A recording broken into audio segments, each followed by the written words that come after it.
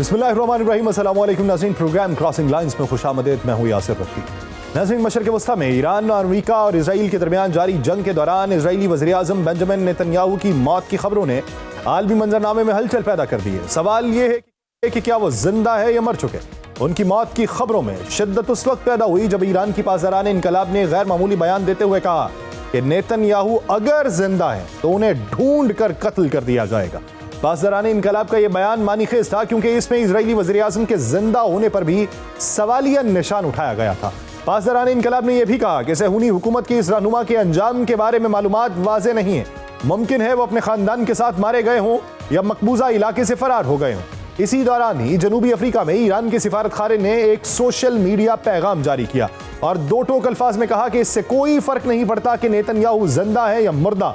मेनाब में शहीद होने वाली एक कमसिन बच्ची का एक बाल भी उसकी पूरी जिंदगी से ज्यादा कीमती है।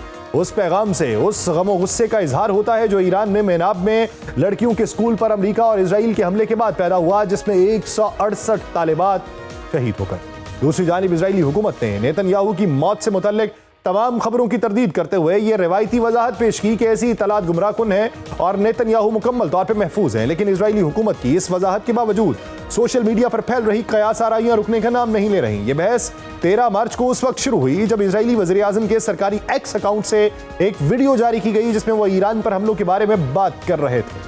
कुछ सारिफीन ने दावा किया कि यह वीडियो AI के जरिए बनाई गई और नेतन्याहू अब जिंदा नहीं है क्योंकि वीडियो के एक फ्रेम में नेतन्याहू की 6 उंगलियां दिखाई दे रही हैं, जिसे कुछ माहिरीन ने बसरी धोखा करार दिया। नेतन्याहू के खानदान के बारे में भी कयास आराइयां हैं।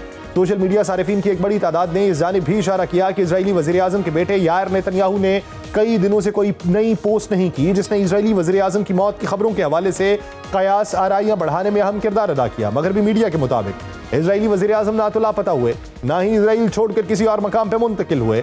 इजरायली वज़ीर आज़म की हालिया वीडियोज़ और अवामी बयानात से भी यह जाहिर हुआ कि वो जिंदा है और उनकी मौत की खबरों में कोई सदाकत नहीं है। लेकिन इजरायली वज़ीर आज़म के बॉडी डबल होने के इम्कान को इस वक्त नुक्ताए बहस में लाया जा रहा है कि वो एक से ज्यादा हो सकते हैं।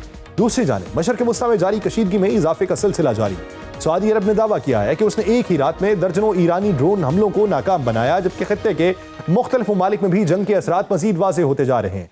मुत्तहिदा अरब अमारात में भी दुबई इंटरनेशनल एयरपोर्ट के करीब एक फ्यूल टैंक से ड्रोन टकराने के बाद आग लग गई, जिस पर बाद में काबू पा लिया गया। हुक्काम का कहना है कि इस वाक़े में कोई जानी नुकसान नहीं हुआ और कुछ देर के ताअत्तुल के बाद परवाजें बहाल कर दी गई। इजराइल और ईरान के दरमियान जारी जंग अब 17वें रोज में दाखिल हो चुकी है और इसके असरात पूरे खित्ते में महसूस किए जा रहे हैं।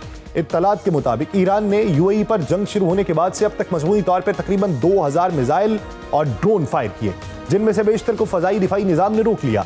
ईरान ने कतर, कुवैत, बहरीन और ओमान में भी अमरीकी अहदाफ को निशाना बनाया। अमरीकी और ईरानी हुक्काम की जानिब से अब भी जारहाना बयानात देने का सिलसिला जारी है, जिसके बायस फौरी जंगबंदी का इम्कान फिलहाल ज्यादा दिखाई नहीं देता। अमरीकी सदर डोनाल्ड ट्रंप ने अगरचे ये दावा किया है कि ईरान अमरीका के साथ फौरी तौर पर मुआहिदा करना चाहता है, लेकिन ईरानी वजीर खारजा अब्बास इराक्ची ने अमरीकी सदर के इन दावों को यकसर मुस्तरद करते हुए दो टोक अल्फाज में अमरीकी सदर के इन दावों की तरदीद की है। उन्होंने मगरबी मीडिया को दिए गए अपने एक इंटरव्यू में कहा कि तेहरान ने ना जंगबंदी का मुतालिबा किया, ना ही मुज़ाकरात की दरख्वास्त की। ईरान के अंदर भी जंग के असरात गहरे होते जा रहे हैं। तेहरान में अमरीकी और इजरायली हमलों से ईरानी इंफ्रास्ट्रक्चर को शदीद नुकसान पहुंचा। शहरियों ने खदशा जाहिर किया कि अगर जंग जारी रही तो मुल्क को शदीद नुकसान होगा। इंटरनेट की बंदिश, मवासलाती निजाम की तबाही के बायस पहले ही शहरियों को शदीद मुश्किलात का सामना है। दूसरी जानिब इजराइल में भी जंग की तबाहकारियां जारी हैं। इजराइल की इमरजेंसी सर्विसेज के मुताबिक जंग के आगाज से लेकर अब तक मुल्क के अंदर मौजूदा सूरत हाल में हलाकतों की तादाद जो है वो बढ़ती चली जा रही है और अब 15 हो चुकी है। तल अबीब के बाद इलाकों में ईरानी क्लस्टर बम गिरने से भारी नुकसान हुआ। लबनान में भी सूरत हाल कशीदा है, जहां वजारत सेहत के मुताबिक इजरायली हमलों में शहादतों की तादाद 850 तक पहुंच गई। जनूबी लबनान में इजरायली हमलों के बाद बैरूत के मुख्तलिफ इलाकों में शहरियों के इनखला के अहकाम जारी किए गए। ईरान की जानिब से इस दौरान आबनाए हरमुज की बंदिश एक अहम स्ट्रेटेजिक मूव साबित हुई, जिसके बायस इस जंग के असरात दुनिया के 7 बर्रे आज़मों में महसूस किए जा रहे हैं। अमरीकी सदर ट्रंप आबनाए हरमुज खुलवाने के लिए कोशा है और उन्होंने कहा कि आबनाए हरमुज के तहफ़्फ़ुज़ के लिए चीन समेत 7 ममालिक से राबिता किया गया। ट्रंप इससे पहले अपने social media platform truth social पर यह उम्मीद जाहिर कर चुके हैं कि चीन, फ्रांस, जापान, जनूबी कोरिया और बरतानिया आबनाए हरमुज में जंगी जहाज भेजेंगे ताकि ईरान की जानिब से किसी मुमकिन खतरे को रोका जा सके। ट्रंप की इस अपील पर उनके अपने ही इत्तेहादी मुमालिक ने मोहतात रद्द-ए-अमल जाहिर किया। बरतानवी वज़ीर आज़म ने यह वाज़ेह किया कि हम अपनी बहरिया किसी कशीदा खित्ते में नहीं भेजना चाहते। चीन ने जंगबंदी पर जोर देते हुए कहा कि तवानाई की मुसलसल फराहमी को यकीनी बनाना तमाम फरीकों की मुश्तरका जिम्मेदारी है और बीजिंग इस हवाले से सिफारतकारी जारी रखेगा। ऑस्ट्रेलिया, जनूबी कोरिया और जापान ने भी यह वाज़ेह किया कि वो मशरक़ वस्ता में जारी कशीदगी में बराह रास्त कोई किरदार अदा नहीं करना चाहते। दूसरी जानिब ईरानी वज़ीर ख़ारजा ने यह वाज़ेह किया है कि वो तमाम ममालिक जो आबनाए हरमुज से महफूज गुज़रगाह चाहते हैं तो वो उन मुल्कों से इनफरादी सतह पर बातचीत करने के लिए तैयार है। उन्होंने उसी बयान में यह भी कहा कि ईरान के रहबर आला मुज्तबा खामनाई मुकम्मल तौर पर सेहतमंद है। ये वजाहत इसलिए भी ज़रूरी तस्वुर की जा रही थी क्योंकि मार्च के आगाज़ के बाद से वो अवामी सतह पर कम दिखाई दिए हैं। इराकी वज़ीर ख़ारजा अब्बास इराक़ची ने पाकिस्तान की जानिब से ईरान की गैर मुतज़लज़ल हिमायत पर पाकिस्तान की सियासी और अस्करी क़यादत का दिल की गहराइयों से शुक्र अदा किया। एक मीडिया रिपोर्ट ये बताती है कि दादोशुमार के मुताबिक अमरीका इस जंग पर अब तक 12 अरब डॉलर से ज़ायद खर्च कर चुका है और ये जंग शुरू हुए अभी 3 हफ्ते भी मुकम्मल नहीं हुए, जबकि अमरीकी हुकाम का ख्याल है कि ये तनाज़ा 4 से 6 हफ्तों में अपने फैसला कुन मरहले में दाखिल होगा। ये अंदाजे हैं, चुनाचे जंग बढ़ी तो उस पर लागत भी गैर मामूली तौर पर बढ़ जाएगी। मौजूदा मंजरनामे में जंग के खात्मे के लिए फिलहाल कोई वाज़ेह सिफारती पेशरफ्त होने का इम्कान नहीं है। बज़ाहिर ये महसूस हो रहा है कि ईरान ऐसी हिकमत अमली पर अमल पैरा है जिसमें जंग को फैलाना, इस वक्त के साथ महंगा बनाना बुनियादी मकसद है। ईरानी क़यादत की जानिब से एक से ज़्यादा बार यह पैगाम दिया जा चुका कि मुल्क तवील जंग के लिए तैयार है। ईरान की सुप्रीम नेशनल सिक्योरिटी काउंसिल के सेक्रेटरी अली लारिजानी ने ऐलान किया कि ईरान खुद को एक तवील जंग के लिए तैयार कर चुका। ईरान के मिसाइल और ड्रोन हमलों की हिकमत अमली से भी ये वाज़ेह हुआ है कि ईरान अपनी कार्रवाइयों के जरिए सिर्फ और सिर्फ अमरीका और उसके इत्तेहादियों को मुस्तकिल दिफाई हालत में रखना चाहता है। हर हमला अमरीकी और इजरायली फ़ज़ाई दिफाई निज़ाम को मुतहर्रिक रखने पर मजबूर रखे हुए है। ईरान को इस हिकमत अमली का एक फ़ायदा यह भी हुआ कि उसके चंद हजार डॉलर के एक शाहिद ड्रोन को तबाह करने के लिए कई मिलियन डॉलर के मिसाइल इस्तेमाल किए जा रहे हैं। यूं अमरीका और इजराइल के दिफाई अखराजात गैर मामूली तौर पर बढ़ चुके हैं और हमलावर फरीक कम वसाइल के साथ भी दबाव बरकरार रखे हुए हैं।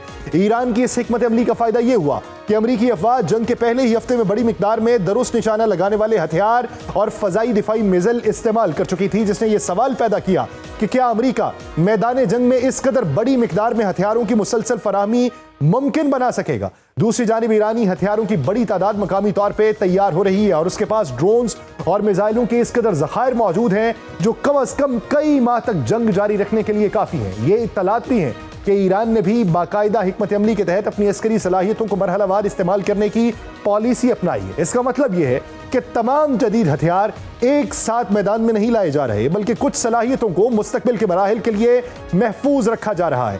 ईरान को इस हिकमत अमली का दोहरा फायदा हुआ। एक तो अमरीका और इजराइल को तमाम तर दावों के बावजूद ईरान की हकीकी दिफाई सलाहियतों के बारे में मुकम्मल अंदाजा नहीं हो पा रहा, और दूसरा जंग का दौरानिया जूं बढ़ रहा है तो ईरान को बतदरीज अपनी नई दिफाई हिकमत अमलियों पर अमल करने का मौका मिल रहा है।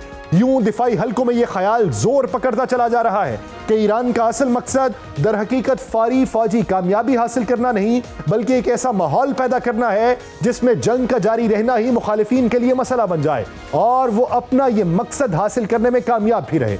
ईरान ने इस दौरान आबनाए हरमुज बंद करके दुनिया भर में तशवीश की लहर दौड़ा दी, क्योंकि दुनिया के तेल का बड़ा हिस्सा इसी रास्ते से गुजरता है और इसकी बंदिश के बायस दुनिया के तकरीबन तमाम ममालिक ही इस सूरत हाल से मुतासिर हो रहे हैं।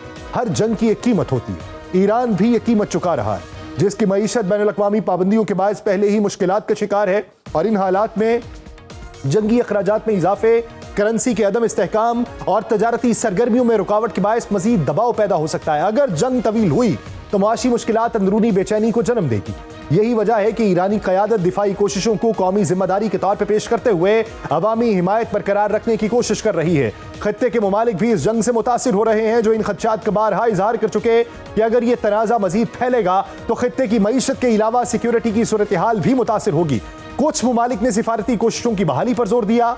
तवील जंग इलाकाई इत्तेहादों को भी मुतासिर कर रही है और बाज़ ममालिक को मजबूर कर रही है कि वो अपनी दिफाई पॉलिसीज पर नजरसानी करें। इस पूरे मंजरनामे में ये जंग अब साइबर महाज पर भी लड़ी जा रही है। अमरीकी और इजरायली हुकाम अक्सर अपनी अस्करी ताकत की नुमाइश करते हैं, लेकिन उन्होंने अपनी साइबर ताकत का कभी खुल के इजहार नहीं किया।